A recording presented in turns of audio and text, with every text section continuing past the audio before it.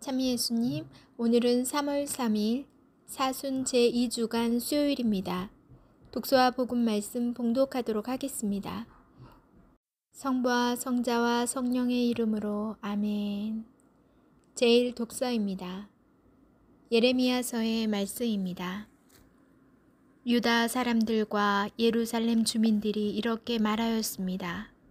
자, 예레미야를 없앨 음모를 꾸미자. 그 자가 없어도 언제든지 사제에게서 가르침을, 현인에게서 조언을, 예언자에게서 말씀을 얻을 수 있다. 어서 혀로 그를 치고 그가 하는 말은 무엇이든 무시해버리자. 주님, 제 말씀을 귀담아 들어주시고 제 원수들의 말을 들어보소서. 선을 악으로 갚아도 됩니까? 그런데 그들은 제 목숨을 노리며 구덩이를 파놓았습니다. 제가 당신 앞에 서서 그들을 위해 복을 빌어주고 당신의 분노를 그들에게서 돌리려 했던 일을 기억하소서. 주님의 말씀입니다. 하느님, 감사합니다. 복음 말씀입니다. 마테오가 전한 거룩한 복음입니다. 예수님께서 예루살렘으로 올라가실 때 12 제자를 따로 데리고 길을 가시면서 그들에게 이르셨다. 보다시피 우리는 예루살렘으로 올라가고 있다. 거기에서 사람의 아들은 수석 사제들과 율법 학자들에게 넘겨질 것이다. 그러면 그들은 사람의 아들에게 사형을 선고하고 그를 다른 민족 사람들에게 넘겨 조롱하고 채찍질하고 나서 십자가에 못 박게 할 것이다. 그러나 사람의 아들은 사흘날에 되살아날 것이다. 그때 제베데오의 2 아들의 어머니가 그 아들들과 함께 예수님께 다가와 엎드려 절하고 무엇인가 청하였다.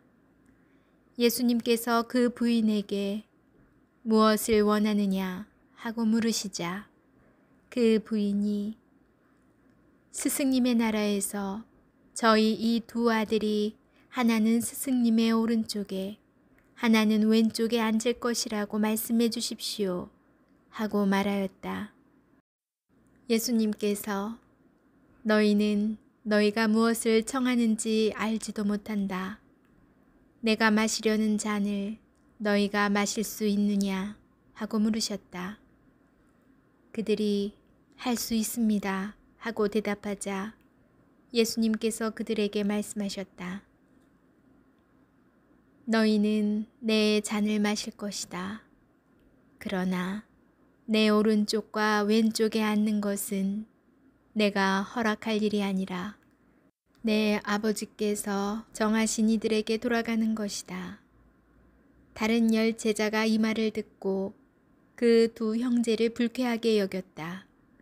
예수님께서는 그들을 가까이 불러 이르셨다.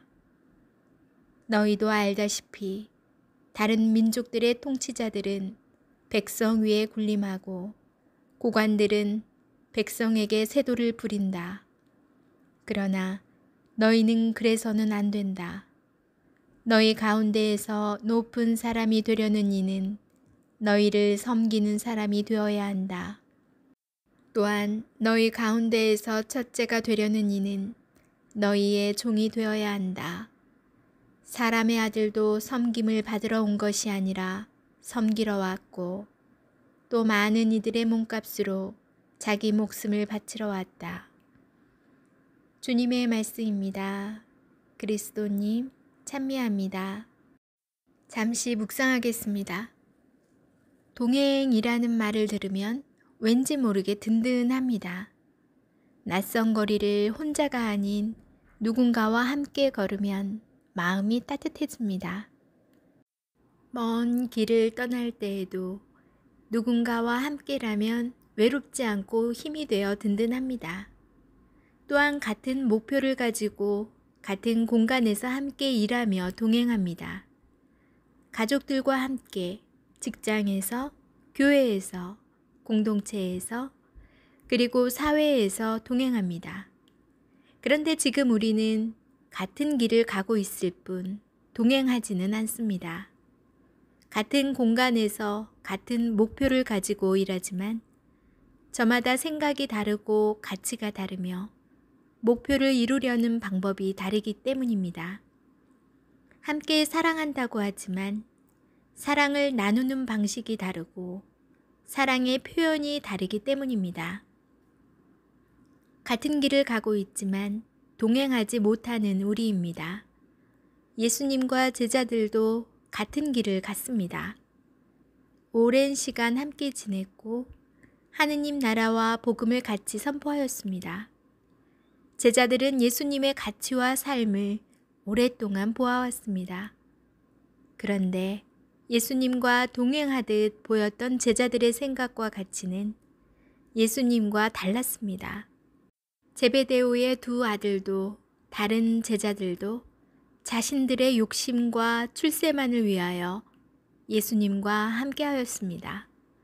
예수님께서 십자가의 순환과 십자가를 여러 번 이야기하셨지만 그들은 듣지 않았습니다. 자신들의 꿈과 가치만을 바라보았기 때문입니다.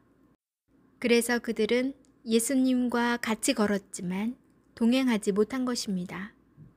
우리는 동행하고 싶습니다. 혼자 걷기보다 함께 걷고 싶어 합니다. 특히 예수님과 함께 사랑하는 사람들과 함께 동행하고 싶습니다. 그 동행을 위하여 자신의 가치와 생각을 강요하기보다 먼저 동행하는 이들의 생각과 꿈을 바라보았으면 합니다. 그래서 내가 앞장서 가는 것이 아니라 함께 걸어갈 수 있도록 조금씩 천천히 자신의 것을 내어놓으면서 걸어가면 좋겠습니다. 아멘. 성부와 성자와 성령의 이름으로 아멘. 어린 꼬맹이 친구들, 여자 아이들을 보면 이상하게 화장실도 같이 가더라고요.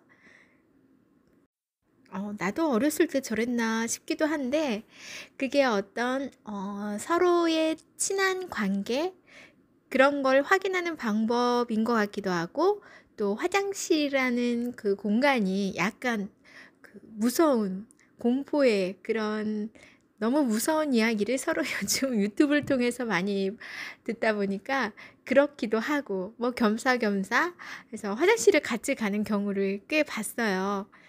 오늘 묵상을 하면서 동행이라는 말 신부님께서 동행하면 왠지 든든하다 하는데 그 낯선 곳이나 좀 무서운 곳이나 또 먼 길 이럴 때 사람은 누구나 어리거나 나이 먹거나 상관없이 또 외로움을 느끼고 누군가가 있는 거에 큰 힘을 느끼는구나, 힘이 되는구나 라는 생각이 들더라고요. 아주 어린 딸을 아주 예전에 등에 업고 어두운 길을 가는데 굉장히 의지가 됐던 기억이 있어요. 한 명은 등에 업고 한 명은 손에 잡고 길을 가는 때가 있었는데 아주 진짜 눈앞이 보이지 않는 길이었어요. 어떤 터널을 가는데 정말 그 고사리 같은 그 손이 얼마나 의지가 되는지 그때 정말 고마웠어요. 어린 딸에게. 우리가 굉장히 힘든 때에는 아주 작은 그런 도움도 누군가에게는 큰 힘이 될 때가 많이 있죠. 혼자라고 느끼실 때 나에겐 아무도 없어 나 왕따야 이럴 때 눈을 감으시고 기도를 해보세요. 왕따가 아닙니다. 하느님께서는 바로 우리 곁에 옆에 계십니다.